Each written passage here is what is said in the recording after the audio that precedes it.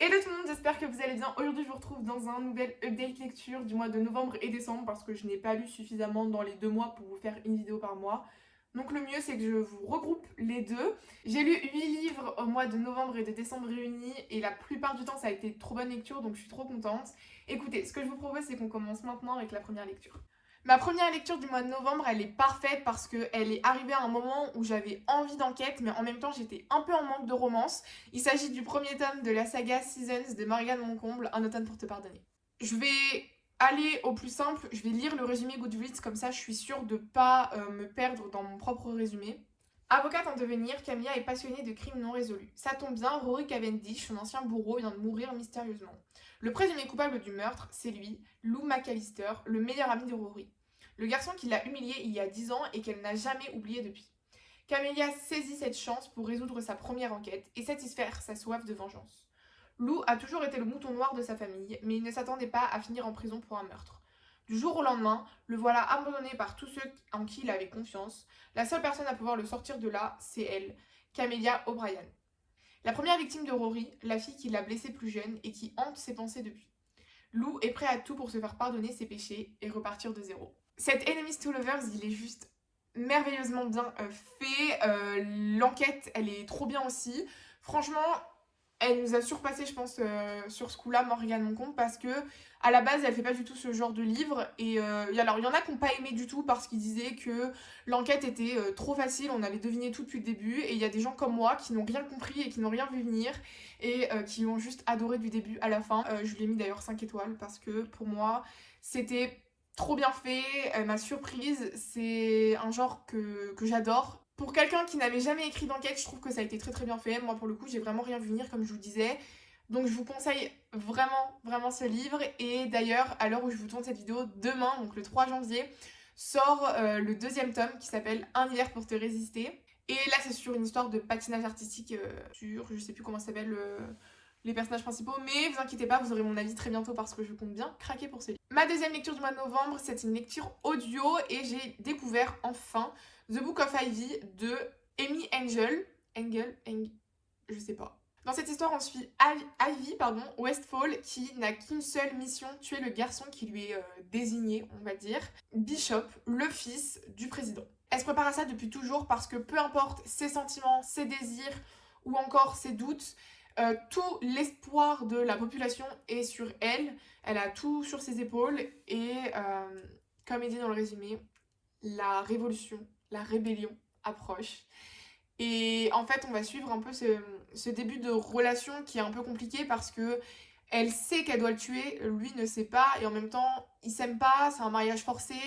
Et j'ai bien aimé en fait ça, je sais plus combien d'étoiles j'ai mis. J'ai mis 4 étoiles et ça m'étonne pas parce que c'est bon.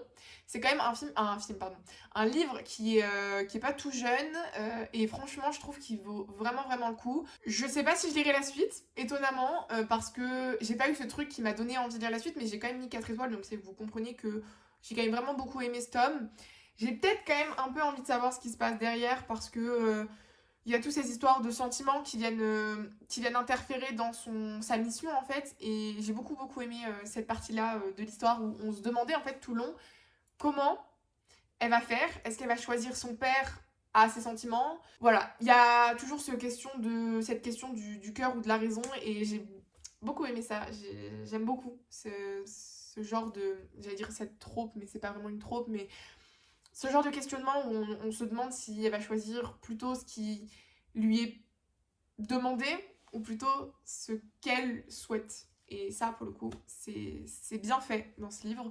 J'ai bien aimé, la lecture audio était vraiment agréable. J'ai pas eu de problème sur la narration, donc je vous le recommande sans problème. Ensuite, j'ai lu un autre Morgane Moncomble, il s'agit de Viens en Sème, donc son tout premier, si je dis pas de bêtises. Donc entre son tout premier et son tout dernier, je vous assure qu'elle a toujours eu du talent, même si évidemment elle s'améliore avec le temps. Mais ça a été vraiment ma découverte du mois de novembre et je compte bien lire tous ses romans parce que elle a beaucoup trop de talent. Je sais plus j'ai mis combien, Viens en Sème, j'ai mis 4 étoiles. Bon bah voilà, hein, je pense que tout est dit. C'est fabuleux. Encore une fois, je vais vous lire le résumé Goodreads parce que je me perdrai beaucoup trop facilement. Plus j'aime et plus je me perds. L'amour fleurit parfois là où on ne l'attend pas. Beaucoup s'accordent à dire que l'amitié fille-garçon n'existe pas. Et pour cause, lorsque Loan et Violette se sont rencontrés, ce fut un véritable coup de foudre platonique. À cette époque, Loan était en couple avec Lucy depuis 4 ans, si bien qu'il n'avait Dieu que pour elle. Mais seulement 1 an plus tard, beaucoup de choses ont changé. Loan est un homme abattu depuis que sa petite amie l'a quitté. Quant à Violette, elle commence tout juste une idylle avec le beau Clément, chose que Loan se surprend à détester. Alors quand sa meilleure amie, encore vierge, le supplie d'être son premier, il hésite. La proposition de Violette sent la mauvaise idée à plein nez. Mais après tout, il ne s'agit que d'une fois. Rien qu'une, pas vrai? Voilà, une romance trop mignonne. Un Friends to Lovers, d'ailleurs j'adore les Friends to Lovers, c'est une de mes tropes préférées. Et franchement, bah j'adore. J'adore, que vous dire de plus, à part lisez-le, franchement c'est du Morgane Moncomble, c'est un Friends to Lovers. Il y a cette histoire de amitié fille-garçon et de oui mais en fait il m'attire depuis le début et on les suit depuis le tout début de leur amitié jusqu'à cette relation un peu décousue et franchement j'ai beaucoup trop aimé. Je sais pas comment vous résumer, j'ai l'impression que plus j'ai aimé un livre, plus je sais pas quoi vous dire dessus en fait. Et pour le coup, je pense que j'ai vraiment aimé tout. Tout a été très bien développé.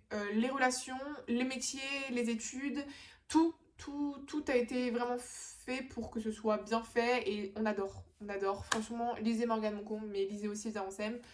J'ai hâte de découvrir le 2e tome qui s'appelle Aime-moi, je te suis. Peut-être pour ce début d'année 2024, je ne sais pas. Ensuite, on commence les romances de Noël, et pas des moindres, puisque ça a été encore une fois une super belle découverte. La romance presque parfaite d'une accro à Noël de Laura S. Wilde.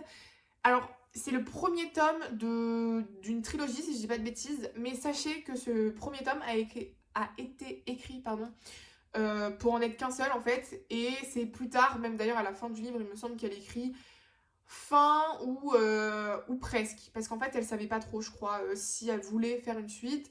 Ça a été le cas. Personnellement je sais pas si je lirai la suite parce que je trouve que le premier tome se suffit largement à lui-même. Je vous en ai parlé dans ma vidéo vlog de Noël, donc si vous l'avez toujours pas vu, n'hésitez pas à aller voir. Dans cette histoire, on suit Zoé qui adore Noël, qui en a même fait son métier puisqu'elle est décoratrice spécialisée dans les fêtes de Noël. On va suivre aussi Ethan qui, lui, est journaliste. Il déteste les fêtes de Noël, mais il est chargé de faire un article sur justement Zoé, son entreprise, etc. Zoé invite Ethan à venir passer quelques jours chez elle pour justement bien la comprendre, etc. Donc ils vont aller dans sa famille, là où on fête Noël en grande pompe, c'est-à-dire la traditionnelle maison en pain d'épices, le concours de maison en pain d'épices, les décorations, les cadeaux, tout ça, tout est décuplé. Et c'est formidable, j'adore ce livre, c'est trop bien, c'est une romance de Noël vraiment. Comme je vous avais dit dans le vlog, ça sent le pain d'épices. Il y a cette espèce de chaleur en le lisant en fait où on a l'impression d'être au pied de la cheminée avec un chocolat chaud, des guimauves et un sucre d'orge. C'est juste trop bien en fait. Tout est bien amené, la romance elle est waouh, un grumpy sunshine incroyable. Voilà, au début ça commence très très mal cette relation et au final ça évolue mais merveilleusement bien avec le temps. Franchement si vous voulez une bonne romance de Noël avec un grumpy sunshine et un truc de elle adore Noël, il déteste, franchement je vous recommande ce livre parce que ça fait le taf, c'est trop bien, franchement j'adore. Voilà. On approche doucement de la fin, mais pas des moindres, c'est toujours un 4 étoiles.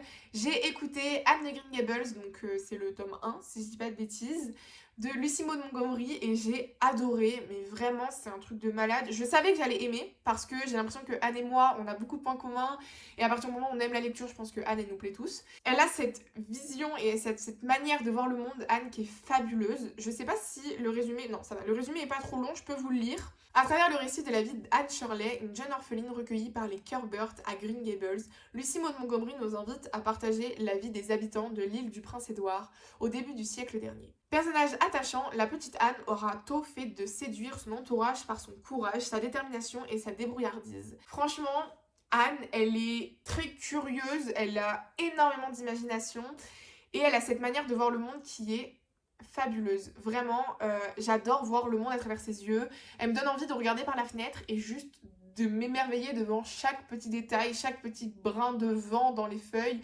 C'est incroyable, vraiment, elle a ce truc là qui est hyper attachant en fait. C'est vrai, elle est très très très attachante. Et je pense que si je l'avais lu en papier, j'aurais peut-être pu y trouver quelques longueurs. Et encore, parce que c'est vraiment un livre d'ambiance. On va pas lire pour l'action, on va pas lire pour... voilà, on va vraiment lire pour les personnages. C'est un livre qui est très descriptif en fait, et je pense que c'est ça aussi qui fait que je l'ai d'autant plus adoré, c'est parce que je l'ai écouté en livre audio, et je pense que ça m'a permis vraiment de passer un meilleur moment. Et je pense qu'il y a que Anne en fait qui peut nous faire aimer ce genre d'ambiance un peu descriptive, lente, mais tout en profondeur, c'est-à-dire qu'il y a des pages entières où on est juste en train de décrire les arbres. Et bizarrement, ça m'a pas gênée. Ça m'a pas gênée et j'ai même adoré ça. Je pense que je vais arrêter de blablater sur ce livre, mais juste lisez-le, faites-moi ce plaisir, s'il vous plaît, c'est trop bien, c'est trop bien. Ensuite, j'ai lu Noël, lutin glacé et voisins rôtis de Thalissa Delaunay. Le résumé est très long, mais je vais essayer de vous sélectionner les passages qui sont assez intéressants.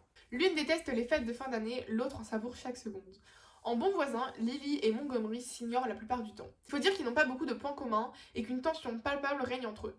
Lily est peut-être haute comme 3 pommes, malgré ses escarpins, mais n'a pas moins un caractère aussi explosif qu'un bâton de dynamite. La paix fragile s'effondre quand Montgomery installe des décorations un peu trop clinquantes dans son jardin. Déjà envahie par la famille de sa sœur, Lily doit maintenant supporter les essais plus ou moins réussis de Montgomery pour décrocher le titre de papa de l'année. En effet, ce géant au cœur tendre est prêt à tout pour redonner le sourire à sa fille Mia, dont il vient de récupérer la garde. Dans leur petite ville calme au milieu de l'Alaska, la guerre de Noël est maintenant déclarée. Des étincelles qui crépitent entre Lily et Montgomery pourrait cependant naître quelque chose de plus grand. Bon, ce livre, il vend un peu du rêve, j'avoue. Moi, je lui ai mis 3 étoiles parce que ça n'a pas été la réussite auquel je m'attendais. En fait, malheureusement, au début, c'est incroyable. Vraiment, au début, j'étais en mode oh, va-t-on avoir un livre qui surpasse la romance presque parfaite du Nacre à Noël? Eh ben non. Eh ben non. J'étais vraiment dégoûtée parce que plus le temps passe, plus je me désintéressais des personnages. Malheureusement, et c'est ce que je vous disais déjà dans le vlog de Noël, d'ailleurs si vous l'avez pas vu, allez-y, encore une fois, oui je force. En fait la relation elle est trop mal amenée et c'est trop dommage parce qu'il y avait quelque chose de vachement bien à faire. En fait ce livre sur certains points il m'a fait penser à The Holiday, le film de Nancy Meyers là qui est sorti en 2007 avec Kate Winslet et Cameron Diaz. Il y avait vraiment ce potentiel là en fait. Et malheureusement, je pense que l'autrice est très franche et très tranchée et très, voilà, on annonce les choses et c'est comme ça et il n'y a pas de transition en fait. C'est vraiment, la veille, elle le déteste, le lendemain, ils s'embrassent et après elle regarde, elle fait, non mais attendez, on va pas tout de suite faire, voilà, on va attendre un peu parce qu'il y a quand même 2 jours que je le détestais et c'est un peu bizarre ce qui se passe, donc on va prendre un peu de temps pour réfléchir. Mais on continue de se voir et de s'embrasser, mais on fait rien parce que sinon ce serait beaucoup trop officiel et je le déteste. Franchement, trop bizarre, ça a été pas très bien amené. En fait, moi je trouve que Montgomery, il est là, il veut tout faire pour sa fille et ça, Dieu merci, c'est trop mignon et c'est ce qui a peut-être permis à ce livre d'avoir 3 étoiles et peut-être même de frôler les 4 étoiles. Mais tout simplement parce que la relation entre Mia et Montgomery est incroyable. Malgré le fait que Mia parle peut-être un peu de manière soutenue pour une fille de 4 ans, mais franchement c'est trop bien fait et ça j'ai beaucoup aimé cette relation entre le père et la fille. Mais pour ce qui est des autres, franchement, Montgomery j'avais l'impression qu'il avait qu'une envie, c'était de passer à l'acte avec Lily. Et franchement non, ça m'a vraiment refroidi sévère, j'ai vraiment pas aimé ce moment là où il était en mode bon ok on attend mais quand même voilà je te mets pas la pression parce que je t'aime voilà mais en même temps on se détestait il y a 2 jours donc je comprends pas trop ce qui m'arrive mais en même temps j'ai trop envie de le faire et les gars si vous voulez qu'ils s'embrassent en 2 minutes pourquoi ils kennent pas en 2 minutes en fait à ce rythme là moi je trouve ça juste frustrant d'être tout le temps là en mode non on s'arrête alors que bon ça commençait déjà à chauffer tu vois moi ça m'énerve ça m'a saoulée sur ces points là. Par contre, le reste, ça a été très mignon. Les relations avec les autres, etc., ça j'ai vraiment beaucoup aimé. Donc je vous recommanderais peut-être pour ce point-là, c'est que peut-être la romance vous gênera pas, moi elle m'a gênée. Mais pour tout ce qui est ambiance, la relation entre le père et sa fille qui est quand même vachement présente dans ce livre, ça vaut le coup de se lancer, donc je vous le recommande quand même. Ah, et je tiens à remercier Tiffany pour l'achat de ce livre. T'inquiète pas Tiffany, c'était quand même trop bien, je l'ai lu en 24 heures, donc c'est que ça valait le coup quand même. Et les 3 derniers petits livres de cette vidéo, et pas des moindres, hein, parce que j'avance petit à petit dans cette saga que je vous ai déjà présentée dans mon dernier update lecture, c'est A Sign of Affection, le tome 4, le tome 5 et le tome 6. Il me reste le tome 7 et 8. Je sais pas si le tome 8 est sorti en France, faudrait que je me recherche. Donc j'ai lu ces livres-là un peu en novembre et ces 2-là les 2 derniers jours de décembre. C'est trop mignon. En fait, cette romance est trop mignonne et en même temps, elle prend vraiment son temps et moi j'ai trop peur parce qu'elle a commencé très vite. Et en fait, plus ça va et plus c'est mignon, plus c'est tendre et plus cette romance, on est sur un petit nuage en fait quand on découvre ces personnages. Et c'est bien pour ça que j'aime autant, je pense. C'est parce que ils sont très pudiques, il y a ce truc de on apprend vraiment à se découvrir. Et en même temps, il y a cette complexité de la communication parce que Yuki est sourde et parce qu'elle ne peut pas communiquer comme tout le monde. Et d'un autre côté, on a Itsuomi qui adore parler, enfin parler, non, il adore découvrir de nouvelles langues. Et on comprend pas trop pourquoi il voyage autant, mais plus les temps passent, plus les tomes passent, pardon, et plus on en découvre sur ce mystérieux Itsuomi, parce qu'en fait, Yuki, elle parle pas beaucoup, mais on apprend à la découvrir différemment, justement par sa timidité, sa pudeur, etc. On la connaît en fait. Mais Itsuomi, jusqu'au tome 6, c'est un mystère, vraiment, on sait rien de lui, en fait. Et c'est pas dérangeant, c'est pas plus mal en fait de commencer vraiment avec ce rythme-là très lent. Et je pense que ce que j'aime vraiment, c'est ce côté où on est très pudique sur ses sentiments. On ose à peine se faire des câlins parce que en fait, elle connaît pas ça, Yuki. Elle a jamais été en couple. C'est tout nouveau pour elle. Et lui, il respecte vraiment ça, contrairement à Noël, Lutin glacé et Voisin rôti. Là, pour le coup, il y a vraiment ce respect mutuel l'un pour l'autre. Et en même temps, cette remise en question de j'ai peur de pas être assez bien. Vous voyez, Ichiomi, il est quand même très sûr de lui. On dirait un peu le mec qui essaie de draguer tout le monde et qui prend un peu Yuki par faiblesse, en fait. On dirait que justement, parce qu'elle est un peu plus naïve que lui, il va sortir avec elle pour sa naïveté et voilà, parce que ça change de toutes les autres filles. En fait, pas du tout. Même s'il est comme ça dans son comportement, etc., sur certains points, par exemple, il est assez... je prends les gens de haut et je parle très lentement et je suis très posée et voilà, j'ai beaucoup de prestance, etc. En fait, il sait ce qu'il veut. Euh, il est très attentionné, il fait très attention à Yuki et franchement, je trouve que cette histoire, elle est trop mignonne. Voilà, j'aime beaucoup.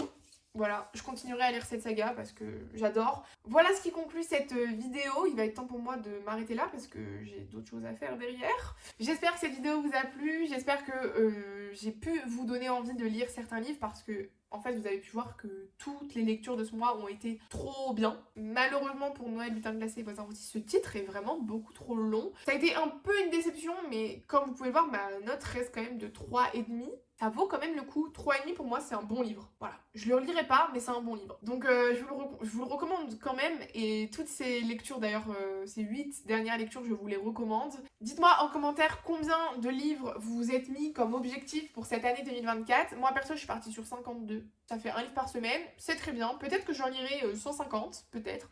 Mais l'idée, c'est vraiment au moins d'en lire un par semaine. Et voilà. J'espère que cette vidéo vous a plu. Si c'est le cas, n'hésitez pas à liker, vous abonner, c'est très important. Je vous vois, ceux qui regardent et qui ne sont pas abonnés. Je vous embrasse très très fort et je vous dis à très très vite dans une prochaine vidéo. Ciao! Ciao! Vas-y, dis bonjour, fous-toi de ma gueule.